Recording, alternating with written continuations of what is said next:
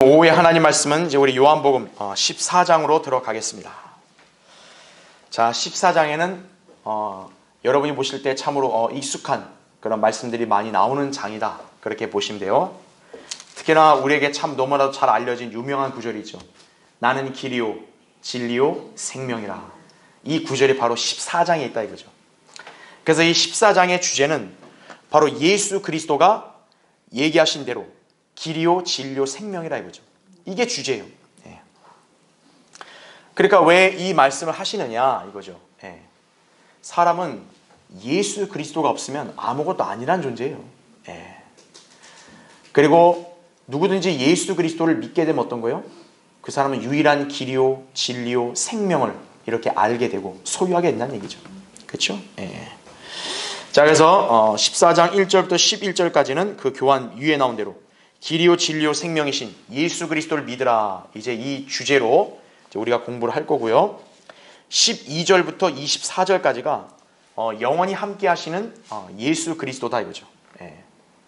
특히나 이게 왜 중요하냐면 이제 곧 예수 그리스도가 이제 승천하실 거 아니겠어요? 그러면 그렇죠? 그럼 지상에는 제자들만 이제 딱 남는 건데, 육안으로 보면 제자들이 고아처럼 보이잖아요, 그렇죠? 근데 그게 아니라는 거죠. 주님이 비록 몸으로는 떠나 있어도 영으로는 그들 안에 내주하신다. 바로 우리 안에 위로자이신 성령이 이제 임하실 것을 여기서 예고하신 거죠. 그 다음에 25절부터 31절, 그래서 주님께서 약속하신 게 뭐예요? 내적인 화평이라는 거죠.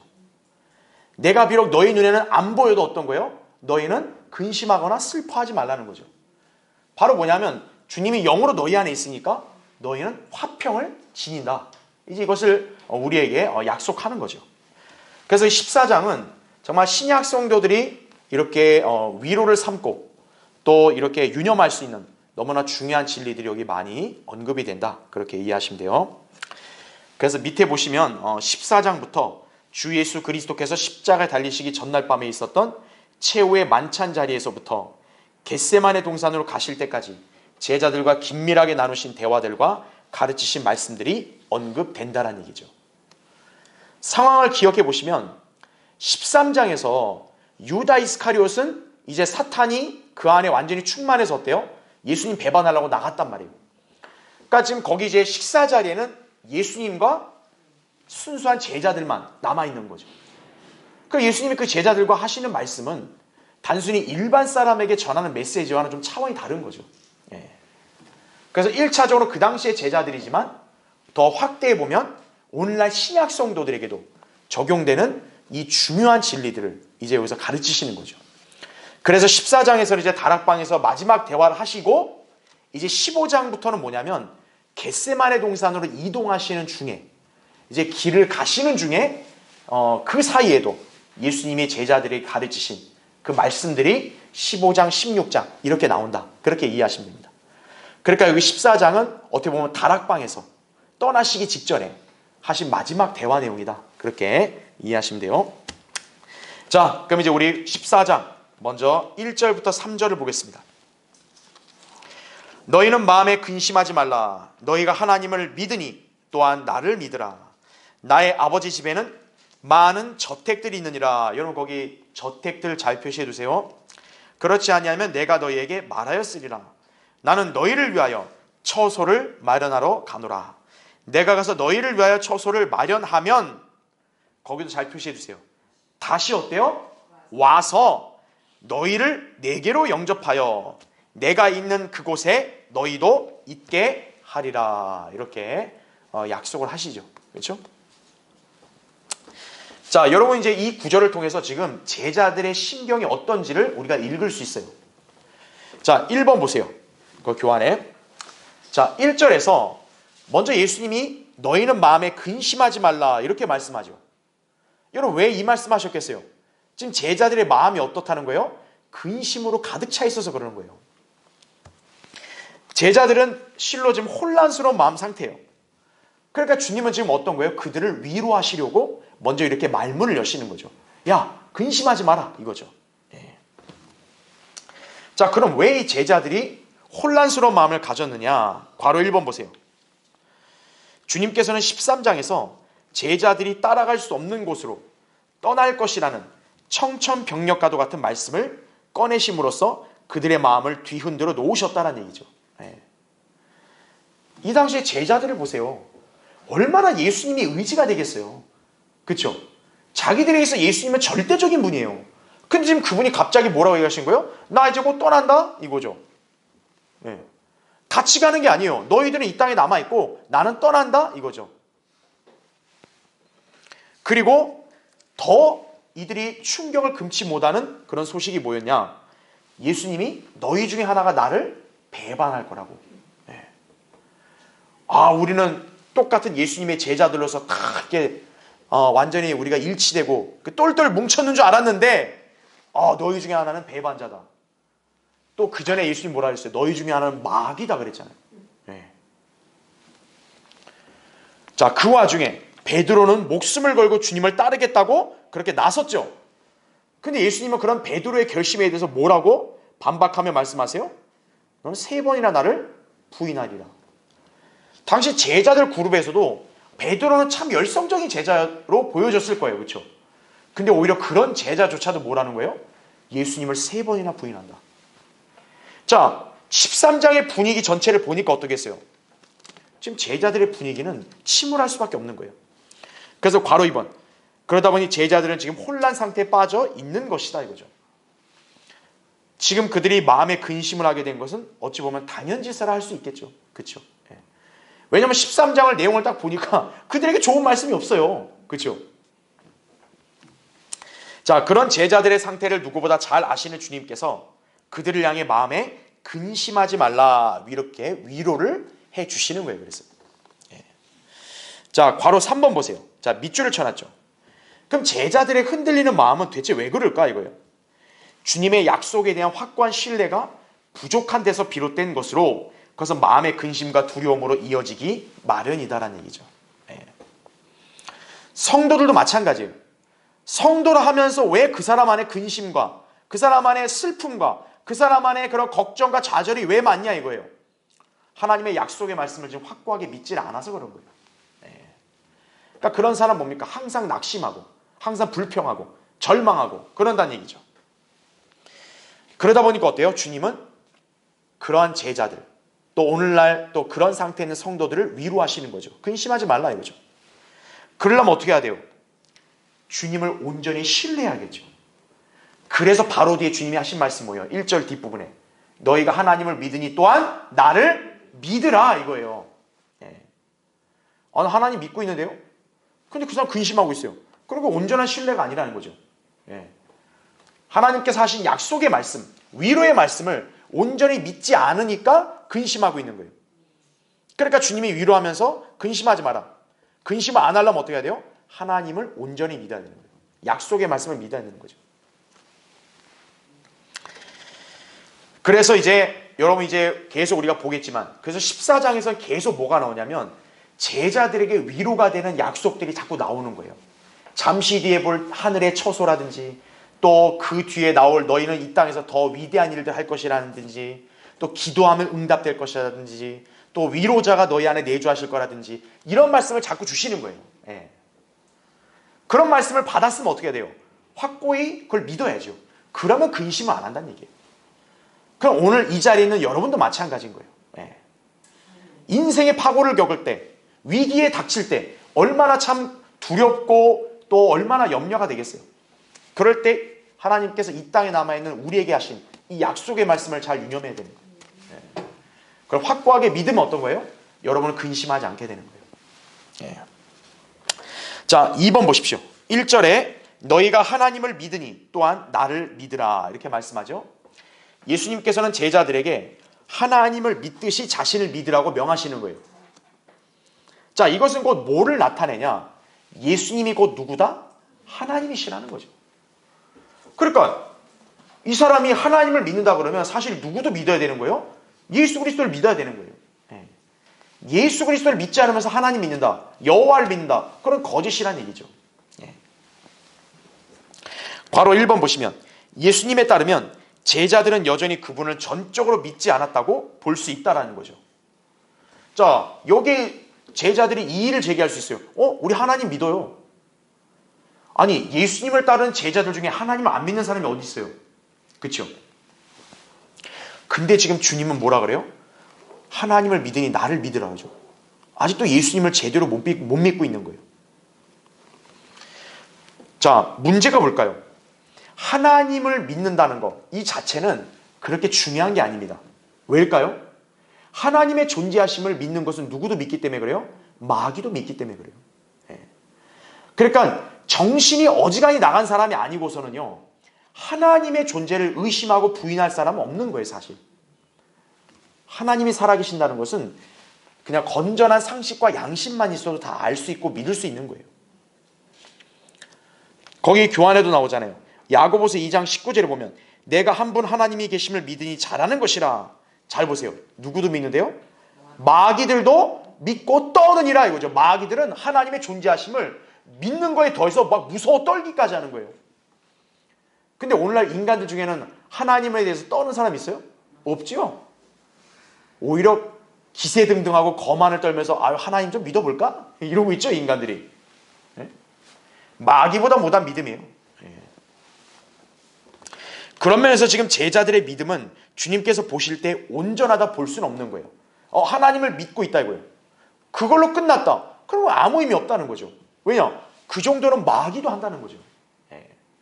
자, 그럼 어떤 믿음이 중요하냐? 괄호 2번 보세요. 제가 밑줄을 쳐놨죠.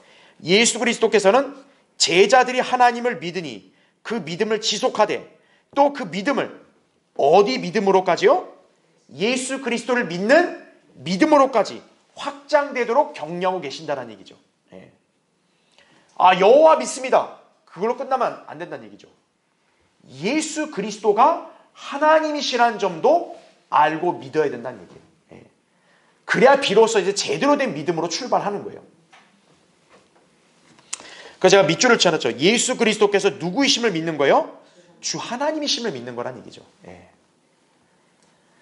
예수 그리스도가 하나님이심을 믿지 않는다. 그 믿음은 가짜예요. 그러니까 예수 그리스도가 하나님이시라는 걸 믿는다면 예수 그리스도가 하신 약속은 곧 누가 하신 약속과 똑같은 거예요? 하나님이 하신 약속과 똑같다는 얘기죠.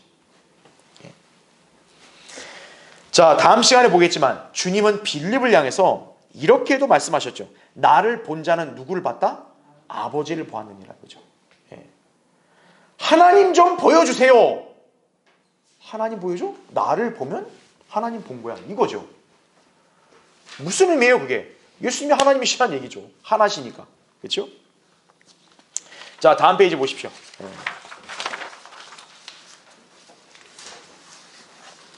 그래서 이제 괄호 3번에 나온 설명이 그거죠. 하나님께서 육신을 입고 오신 분이 바로 주 예수 그리스도이심을 선언하신 것이다라는 얘기죠. 자, 그래서 괄호 4번 보세요.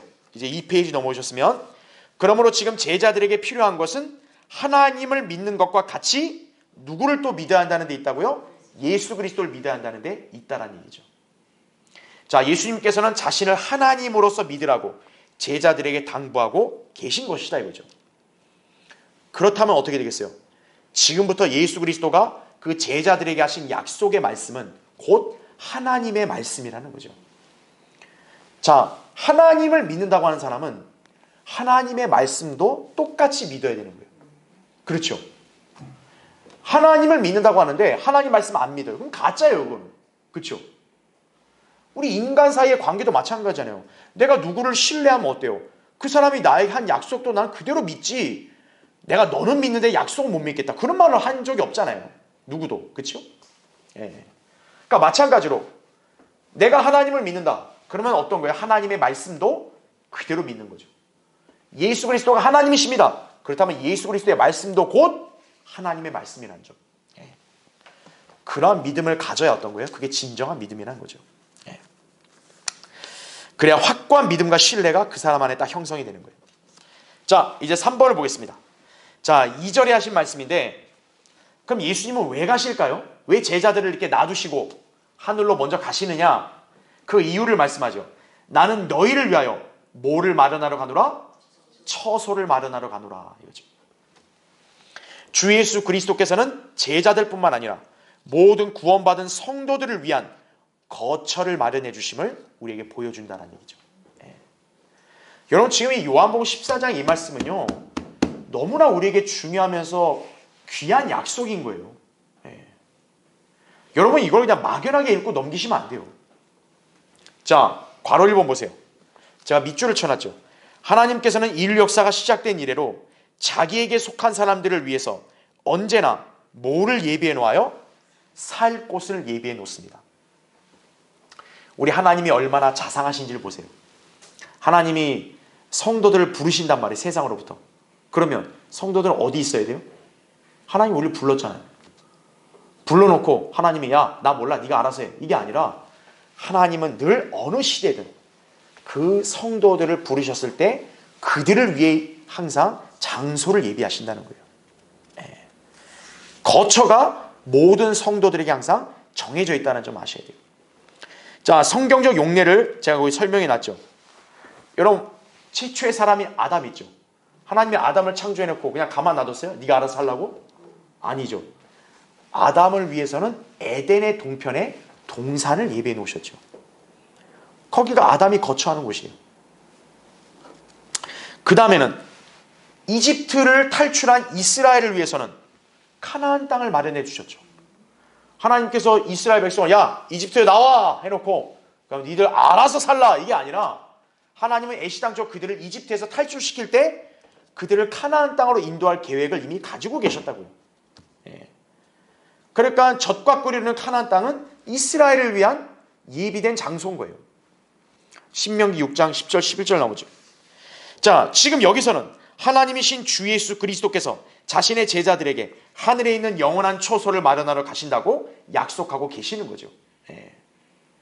즉 지금 이 땅을 살고 있는 사도들, 더 나아가 신약 성도들, 너희들은 이제 죽고 나면 하늘로 올라와? 그게 아니라 하늘에 올라오고 그리고 장차 이후에도 우리가 거처할 그런 곳을 하나님은 예비하신다는 거죠. 구약의 하나님이 그랬다면 신약의 하나님이신 예수 그리스도도 마찬가지로 성도들을 위해 살 곳을 예비해 놓으신다는 거죠. 그걸 바로 지금 주님이 하기 위해서 내가 올라가는 거다. 그 얘기를 하시는 거예요. 그래서 괄호 2번 이처럼 하나님께서는 자신의 백성이나 자녀들을 아무 마련도 없이 아무 데서나 살도록 하신 적이 한 번도 없으시다는 거죠. 자, 이런 하나님의 사랑은 구약의 이스라엘 백성에게만 한정된 게 아니라 오늘날 신약 성도들을 위해서도 변함이 없는 거예요. 이 때문에 지금 이 위로와 약속은 당시 제자들만이 아니라 구원받은 신약 그리스도인들 모두에게 적용되는 말씀이라는 사실이죠. 그러니까 여러분에게 이거 얼마나 위로가 됩니까? 나는 이제 앞으로 어떻게 됩니까? 나 어떻게 되냐 이거예요. 나는 어떻게 되냐고. 아, 죽고 나면 어떻게 됩니까? 그러나 살아있을 때 주님 오시면 나는 어떻게 됩니까? 나 이제 어디 가서 있습니까? 걱정하지 말아요 이거예요. 아, 나 이제 하늘나라 이사 가야 되는데 뭘 준비해야 됩니까? 아, 걱정하지 마라 이거죠. 이미 주님은 어떤 거예요? 사랑하는 성도들을 위해서 살 곳을 다 마련해 놓으신다 이거죠. 그래서 괄호 3번 제가 밑줄을 쳐놨죠. 주님께서 신약 그리스도인들을 위해 마련하시는 영원한 처소, 영어로 place죠. 자, 이곳은 어디라고요? 새 예루살렘이다 이거죠. 예. 지금 여기 14장 2절에 주님이 우리를 위해 마련된 처소, 이것은 새 예루살렘 도성을 가리킨다는 얘기죠. 이뿐만 아니라 더 넓은 의미에서 보면 예수 그리스도의 재림 이후에 모든 시대에 구원받은 성도들을 위해서 마련된 새하늘 새 땅도 다 마찬가지인 거죠. 왜냐하면 우리 그리스도인만 있는 게 아니잖아요. 환난 때 성도들도 있고 천년왕국 때 성도들도 있단 말이에요. 또 유대인들이 있단 말이에요. 그럼 그들은 어디서 사냐 이거예요. 그들이 다 새 예루살렘에 살 수는 없어요. 그들을 위해서는 새하늘과 새 땅을 마련해 주셨다. 그걸 여러분이 이해할 수 있는 거죠. 자, 괄호 4번 보세요. 이렇듯 주님께서는 사랑하는 자기 사람들을 예비하신 곳으로 인도하시는데 그 이유는 예수님께서 기도하시는 대목에서 발견이 된다는 이거죠. 그게 어디 나오냐면 요한복음 17장 24절이에요. 그 교환에 나오죠. 아버지시여 내가 바라오니 아버지께서 내게 주신 그들도 내가 있는 곳에 나와 함께 있게 하셔서 이렇게 나오죠. 즉 예수님이 뭘 기도하냐면 바로 하나님이 주신 바로 성도들, 나를 믿는 그 성도들을 내가 있는 곳에 같이 있게 해달라는 거죠. 그들로 아버지께서 내게 주신 나의 영광을 보게 하소서, 이거죠. 이게 예수님이 겟세마네에서 잡히기 전에 제자들을 위해 하신 어떻게 보면 중보 기도죠. 이제 주님은 아버지의 뜻과 말씀에 따라서 이제 다 모든 일을 이루시고 떠나신단 말입니다. 그럼 그분을 그동안 믿고 따른 제자들은 뭐냐 이거예요. 앞으로 그분을 믿는 성도들은 어떻게 되냐 이거예요. 예수님이 아버지께 어떻게 보면 당부하는 거죠. 그들을 내가 있는 곳에 있게 해달라 이거예요.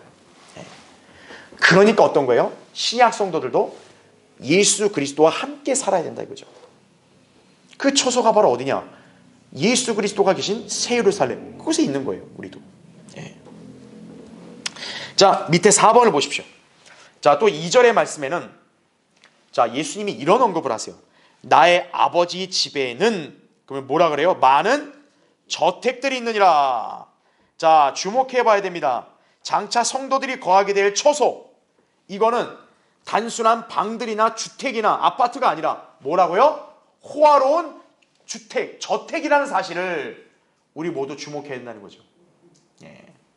자, 잠깐 얘기해 볼게요. 자, 성도들을 위한 처소, 특히 신약 성도들을 위한 처소로는 여기에는 뭐가 있냐 했더니 많은 저택들이 있다 이렇게 얘기합니다. 저택이 영어로 맨션이에요. 여러분 여기 아파트 이름 뭐 맨션이나 아파트 이름 보이잖아요. 감히 그런 이름을 쓰면 안 돼요. 그래 조그만 아파트를 놓고 무슨 맨션 저택이란 말 왜 써요 거기다. 그렇죠? 네. 맨션이라는 것은 호화로운 대저택을 가리키는 거예요.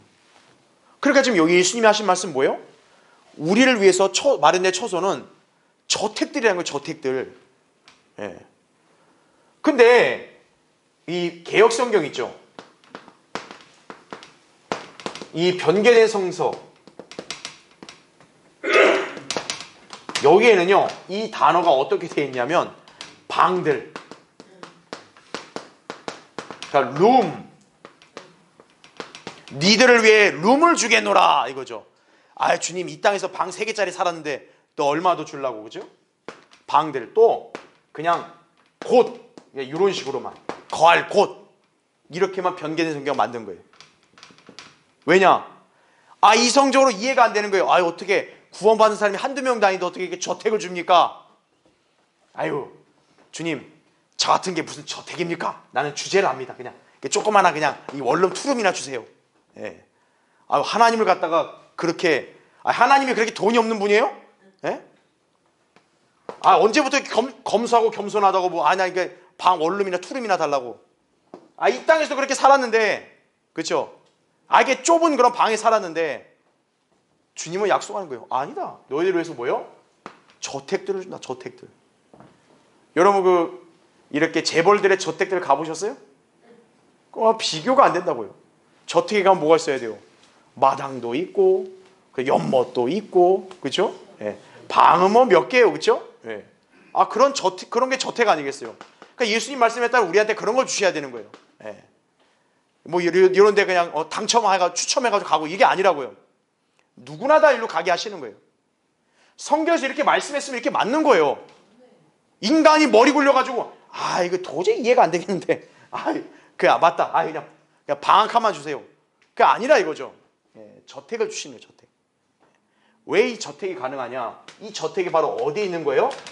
새 예루살렘 도성에 있다 이거죠. 새 예루살렘 도성에. 그렇죠? 이제 우리가 그걸 볼 거예요. 그렇죠? 자, 3페이지 이제 보시기 전에 먼저 여러분 하나 찾아보죠. 요한계시록 21장 보세요. 거기 10절부터 잠깐 보죠. 그가 영 안에서 나를 이끌어 크고 높은 산으로 가서 그 큰 도성 거룩한 예루살렘이 하나님께로부터 하늘에서 내려가는 것을 내게 보여주니 하나님의 영광이 있어 그 도성의 광채가 가장 귀한 보석 같고, 이렇게 나오죠. 벽옥 같으며 수정같이 맑고, 이거죠. 이렇게 낡아빠진 도시가 아니라는 거예요. 그렇죠? 크고 높은 성벽 12대문이 있다 이렇게 나오는데, 다음 페이지 보세요. 다음 페이지가 아니라 21장 거기 16절 보세요. 그 도성은 네모가 반듯하며 길이와 너비가 같더라. 그러므로 그가 갈대로 그 도성을 측량하니 12,000 스타디온이요 길이와 너비와 높이가 같더라. 이렇게 얘기하면서 18절 보세요. 그 성곽은 뭐로 지어졌대요? 벽옥으로 지어졌대요. 벽옥. 그리고 도성은 순금으로 맑은 유리 같다 이거죠. 여러분 사시는 동안 순금 본 적 있어요? 순금을 걸어 다닌 적 있어요?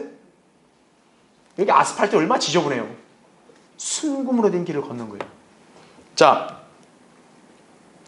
거의 21절 보세요. 그 12대문은 12진주니 그 문들은 각각 한 개의 진주로 되어 있더라. 여러분 진주로 된 문을 한번 열고 닫고 한번 생활해 보신 적 있어요? 그 도성의 거리는 순금이며 투명한 유리 같더라 이렇게 나오죠. 예. 그래서 우리 찬송가에도 뭡니까? 저 황금길이 하잖아요. 저 황금길. 예. 주님과 함께 걸을 때 황금길. 그냥 황금길이라는 말이 나온 게 아니라는 거죠. 거리가 투명한 순금이다 이거죠. 예. 투명한 유리같이 그런 순금의 길을 걸어가는 거예요 여러분이. 예. 자 우리 교환의 거기 3페이지에 그 괄호 4번에 새 예루살렘의 각각의 면은 12,000 스타디온이라고 이렇게 기록되어 있죠. 이 스타디온을 환산해 보면 1km가 5스타디온이라고 합니다. 그러다 보니까 12,000 스타디온 이러면 길이 너비 높이가 2,400km인 셈이라고 그렇게 우리가 정의내릴 수 있겠죠. 그렇죠? 예. 그래서 피터 락만 목사에 따르면요. 그 도성 안에 거주하는 그리스도인들을 정말 넉넉하게 후하게 한 80억 명이라고 잡아놓고 그렇죠? 계산을 해봤다 그래요. 예. 왜냐면 락만 목사님 워낙 이 계산에 뛰어나시잖아요. 그렇죠? 여러분 교회 시대 동안 구원받은 사람 80억 명도 되게 많이 잡은 겁니다. 예. 가짜들이 워낙 많기 때문에 이 80억 명도 그냥 진짜 너무나 후하게 잡아준 거예요. 예. 자 어쨌든 이 새 예루살렘 도성에 80억 명이 많이 들어가 살아야 된다고 해요. 그러면 이 길이와 기준으로 해서 딱 면적을 환산해 보니까 오늘날 우리가 익숙하게 아는 곳과 비교해 보면요. 한 사람에게 돌아갈 수 있는 규모가 경복궁의 36배, 자금성의 22배에 해당한다. 이렇게 얘기를 합니다. 그렇죠? 예. 물론 솔직히 저는 이건 뭐 제가 다 계산한 거 아닌데 락카원 목사님에 따르면은 길이가 나와요. 예. 그 길이가 나와가지고 그게 이제 한 사람당 돌아가는 그 크기를 이렇게 비교를 해보면 그렇다고 이제 주석이 달려있다 이거죠. 여러분 이 경복궁도 옛날에 조선 왕이 살았던 데 아니에요. 예, 그렇죠. 예. 근데 그뿐만 아니라 괄호 5번에 이 도성 안에는 공원, 호수, 광장, 하나님의 보좌, 생명수의 강, 생명나무가 있는 큰 숲을 위한 공간이 충분히 남는다고 한다 이거죠. 이럴진데 과연 그리스도인들에게 약속된 이 거처가 저택이 아니고 무엇이겠는가 이거예요. 예.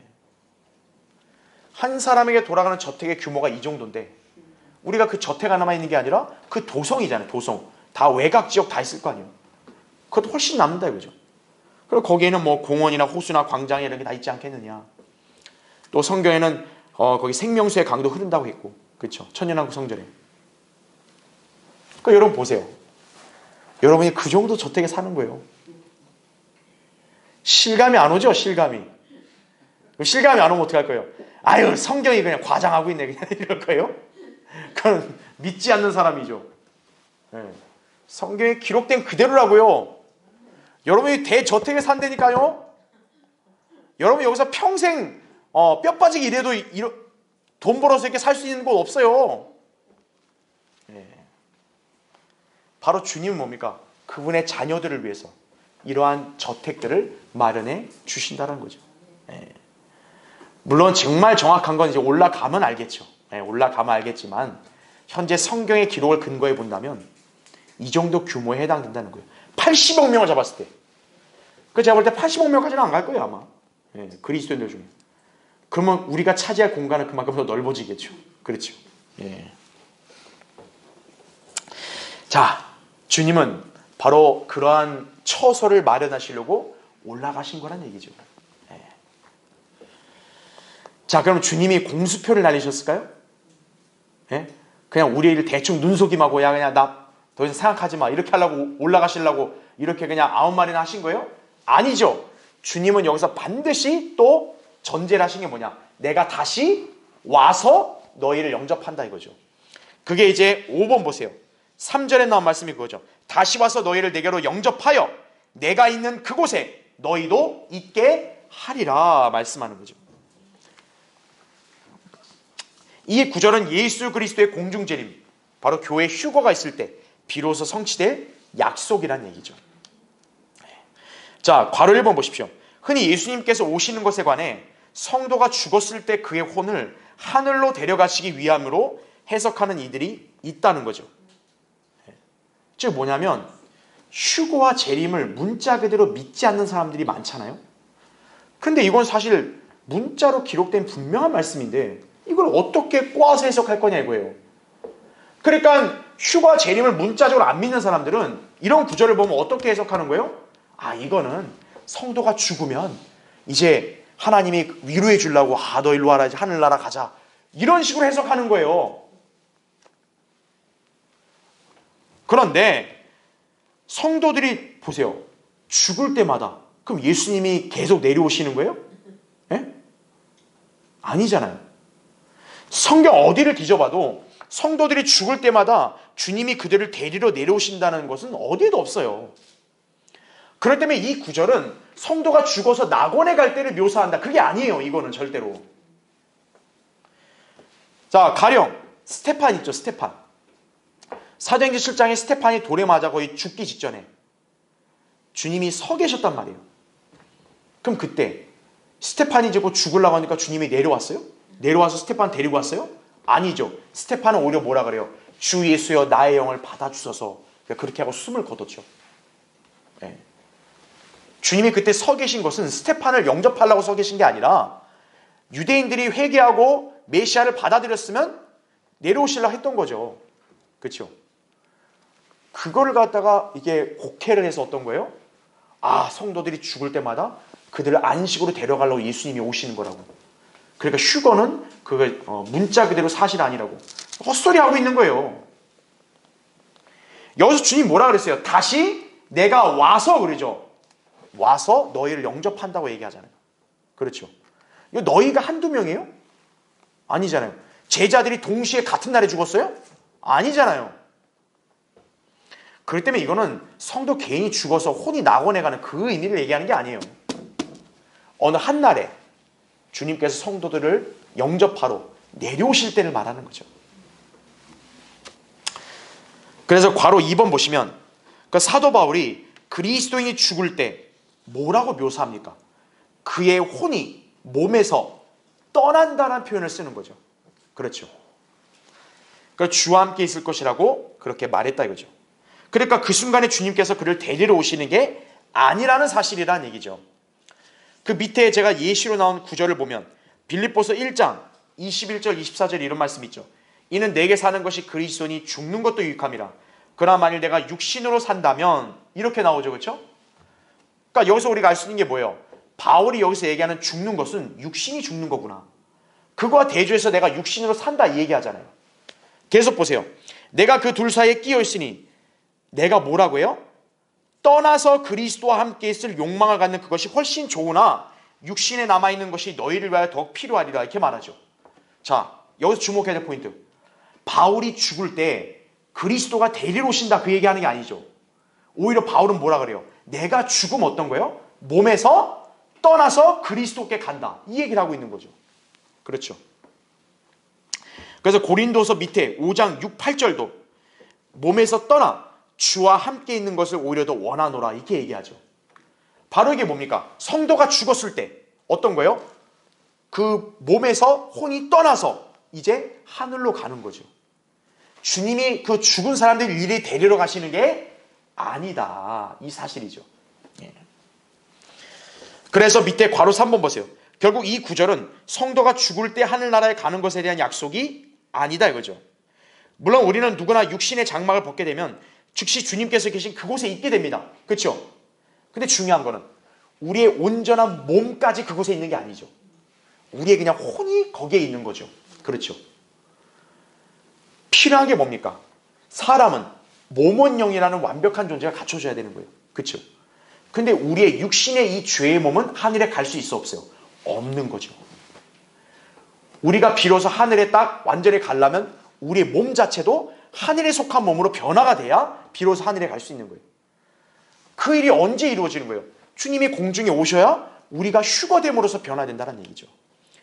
그러니까 여기 3절에서 다시 와서라는 표현은 뭐예요? 바로 교회가 휴거되는, 예수님이 공중에 재림하시는 그 사건을 가리킨다는 얘기죠. 그래서 이제 밑에 이거는 아까 우리 오전 성경 공부 때 했던 거니까 데살로니가전서 4장 14절부터 17절 여러분이 다 참조하시면 됩니다. 그렇죠? 자, 다음 페이지 보십시오. 그래서 맨 위에 괄호 4번, 따라서 예수 그리스도께서 다시 와서 너희를 내게로 영접하면 이라는 말씀을 이루실 때 비로소 사도들 신실한 그리스도인들이 부활하여 변화된 몸을 입는 동시에 살아있는 성도들도 동일한 몸으로 변모되어 마침내 주님께로 끌려 올라갈 것이다 라는 거죠. 그러면 이제 주님께서 계신 그곳에 우리 모두 함께 있게 되는 것이다 이거죠. 그래서 아까 우리가 부른 찬송가가 오늘 이 성경 공부 주제랑 너무나 밀접하게 연관되어 있는 거예요. 아까 부른 찬송가의 가사가 뭐예요? 그렇죠? 나의 일생은 여행의 길이다 이거예요. 근데 나의 마지막 여행은 내가 공중으로 올라가는 거다 이거예요. 네. 바로 주님은 이제 우리를 언젠가 영접하러 이제 오신다는 사실이죠. 그러니까 바로 다시 와서 그러잖아요. 네. 그러니까 이 구절은 제자들만이 아닌 신약의 그리스도인들에게 장차 이제 다시 오셔서 그들을 데려가실 것이라는 그런 약속의 말씀이다라는 얘기죠. 자, 이제 우리 4절부터 6절을 보겠습니다. 내가 어디로 가는지 너희가 알고 또 그 길도 너희가 아노라 하시니, 도마가 주께 말씀드리기를, 자, 여기 도마가 등장을 해요. 주여, 우리는 주님께서 어디로 가시는지 모르는데 어떻게 우리가 그 길을 알 수 있나이까? 라고 하니 예수께서 그에게 말씀하시기를 나는 길이요 진리요 생명이라. 나로 말미암지 않고는 아버지께로 올 사람이 아무도 없느니라. 너무나 잘 아는 너무 유명한 말씀이죠. 그렇죠? 예. 자, 여기서 지금 우리 교환의 1번 보세요. 제자들과 특히 도마가 주님께서 지금 어디로 가시는지를 여전히 모르고 있는 거예요. 그러니까 주님 보실 때 참 답답한 거죠. 그렇죠? 지금 바로 앞에 주님 뭘 얘기했어요? 내 아버지 집. 내가 아버지 집에 간다. 그러면 하나님 아버지 집이 어디 있겠어요, 당연히. 그런데도 지금 도마는 뭐예요? 주님 어디로 가십니까? 우리 모르겠는데요. 이거죠. 예. 답답한 면모를 보여주는 거죠. 자, 괄호 1번 보십시오. 여러분, 도마라는 이 제자는 특징이 뭡니까? 약간 뜬금없는 면모를 가진 사람이고, 또 한편으로는 굉장히 현실적인 사람이죠. 도마는. 예. 그 요한복음 11장에서 우리가 이제 예수님이 나사로를 살리기 위해서 유대로 간다니까 예수님이 죽을 줄 알고 뭐라 그래요? 우리도 주님과 같이 죽으러 가자. 의리파예요. 그렇죠? 그러면 예수님 부활하실 때도 어땠어요? 도마는 다른 제자들이 야 예수님 부활했다고 얘기하는데 야 내가 주님의 그 옆구리에 내가 그냥 손가락 넣어보기 전엔 절대 안 믿는다. 이게 도마죠. 그러니까 도마는 굉장히 현실적인 사람이에요. 그러니까 자기 어떤 그런 육신의 그런 안목으로 이게 이해가 안 되면 어떤 거예요? 안 믿는 거예요. 모르는 거예요, 그냥. 지금 예수님이 하신 말씀은 어떻게 보면 영적인 말씀이란 말이에요. 물론 앞으로 일어날 일이지만, 그렇죠? 믿어야 되는데 그게 아니라 어디로 가세요? 어느 방향으로 가세요? 이런 거죠, 그렇죠? 자, 괄호 2번. 주님께서는 분명히 내가 어디로 가는지 너희가 알고 또 그 길도 너희가 아노라 4절에 이렇게 말씀하셨단 말이에요. 그렇죠? 여러분, 예수님이 뭐라 그랬어요? 내가 내 아버지께 간다고 얘기했잖아요. 아버지께. 그럼 아버지가 계신 곳이 어디예요? 하늘나라 아니겠어요? 그러니까 예수님이 딱 이미 단정하잖아요. 너희는 안다고. 도마는 또 딴소리 하는 거죠. 우리가 어디로 가는지 어떻게 알아요? 이러고 있는 거예요. 그러니까 육신의 눈으로 보지 않고서는 믿지 않는 특성이 있는 인물인지라 어떤 거예요? 그러니까 주님의 말씀을 육신 그대로 못 보니까 못 믿겠다 이거죠. 그러니까 모르는 거죠. 근데 괄호 3번 보세요. 여러분 이것만 보면 도마에 대해서 웃음이 나올 텐데 시간을 거슬러 보면요. 여러분 도마만 안 믿었을까요? 도마만 몰랐을까요? 아니죠. 다른 제자들도 다 마찬가지예요. 예. 하나님께서 아들이신 예수 그리스도를 이 땅에 보내셨다는 것을 믿지 않았음을 엿보게 된다는 거죠. 자, 밑에 동그라미 1번 보세요. 예수 그리스도께서는 자기 자신에 대해서 나는 하늘에서 내려온 살아있는 빵이며 6장 51절 이렇게 말씀했죠. 또한 하늘에서 내려오니 곧 하늘에 있는 인자 3장 13절 이렇게 밝히셨죠. 그럼 여러분 딱 간파해야 되잖아요. 아, 그럼 예수님이 어디로 가는 거예요? 하늘로 가는 거죠, 당연히. 원래 하늘에 있었으니까. 그렇죠? 게다가 그분께서 나를 보내셨다 7장 29절에 그렇게 밝히셨잖아요. 제자들은 예수님 옆에 따라다녔으면 그런 말 얼마나 많이 들었겠어요. 그렇죠? 동그라미 2번 보십시오. 이뿐 아니라 38년간 병을 앓던 병자와 나을 때부터 소경된 자를 치유하심으로써 자신이 하나님으로부터 오신 사실을 입증하셨고 또 나사로를 살리심으로써 그 사실을 그들로 믿게 하려 하셨죠. 심지어는 인자가 전에 있던 곳으로 올라가는 것을 너희가 본다면 너희가 어찌하려느냐 이렇게 명확하게 말씀하시기까지 했잖아요. 그렇죠? 동그라미 3번. 결국 주님은 오셨던 곳으로 다시 가실 것을 분명히 밝히신 거죠. 그렇죠? 그런데 그들 중 그 누구도 주님께서 어디로 가시는지를 묻기는커녕 슬픔과 근심만 가득했었다는 거죠. 그러니까 육신의 안목으로만 자꾸 올라가니까 어떤 거예요? 그 순간밖에 안 보이는 거죠. 예수님이 떠난데 아이고 이제 나 어떡하냐 이렇게 되는 거죠. 그냥 거기에만 매몰되어 있는 거예요. 자, 오죽하면 주님께서 그들에게 어떻게 말씀하시냐면 다음 시간에 보겠지만 11절 보세요. 내가 아버지 안에 있고 또 아버지께서 내 안에 계시는 것을 믿으라. 그리하지 못하겠거든 행한 그 일들을 보고 나를 믿으라 이렇게 말하는 거죠. 지금은 다른 사람을 놓고 이 말 하신 게 아니에요. 지금 예수님에는 제자들만 있잖아요. 그렇죠? 그러니까 오죽하면 예수님이 제자들에게 뭐라고 말씀하는 거예요? 야, 내가 아버지 안에 있고 아버지께서 내 안에 계신 거 좀 믿으라 이렇게 얘기하는 거예요. 그것도 못 믿으면 내가 행한 일들 그냥 그것만이라도 보고 좀 믿어 이렇게 얘기하시는 거죠. 어떻게 보면 주님의 답답한 심정을 드러낸 말씀인 거죠. 그렇죠? 자, 그래서 밑에 괄호 4번. 이렇듯 주님은 제자들의 믿음 없음을 오래 참으시는 가운데 그들을 진리와 생명으로 인도하고 계신다는 얘기죠. 그래서 주님이 어떤 거예요? 도마가 물었을 때 바로 나는 길이요 진리요 생명이라 이렇게 답변하신 거예요. 그래서 그러니까 너희들이 단순히 어느 목적지 이걸 아는 게 중요한 게 아니라 결국 궁극적으로 다 누구에게 기결되는 거예요. 그게 예수 그리스도로 기결되는 거죠. 죽음으로부터 해방될 수 있는 생명, 그렇죠? 깜깜한 사람을 밝게 해주는 진리, 그 다음에 하늘나라로 갈 수 있는 길, 그 모든 것들이 다 한 분에게 집중이 되죠. 그 한 분이 누굽니까? 바로 예수 그리스도라는 거죠. 그걸 여기서 이제 강조하고 있는 거예요. 자, 이제 밑에 2번. 자, 6절에 나는 길이요 진리요 생명이라 나로 말미암지 않고는 아버지께로 올 사람이 아무도 없느니라 이렇게 말씀하죠. 주님은 모든 인간에게 영생을 주시는 유일한 구주이심을 천명한 말씀이다라는 얘기죠. 여러분 다음 페이지 보세요. 지금 예수님이 하신 이 말씀을 보면은 예수님이 나는 길이요, 나는 진리요, 나는 생명이요 이렇게 했을 때 여러 갈래의 길들 중에 내가 하나다. 또는 여러 진리들 중에 하나의 진리다. 여러 생명들 중에 내가 하나의 생명을 가지고 있다. 이렇게 말씀한 게 아니에요. 여기서 주님은 바로 뭐라고 해요? 길, 진리, 생명. 즉 영어로는 정관사 더가 붙은 거예요.